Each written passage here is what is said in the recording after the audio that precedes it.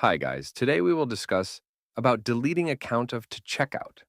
The process is simple and easy, but before going any further, let me tell you one thing. There is no official way by which you can delete your account. So, how can you do it? For this, you need to contact with the customer support of 2checkout. And how can you do it? For contacting with the customer support of 2checkout, log into your account. And once you log in, you will be redirected to the same page like mine. Now take a look on the left side of your computer screen.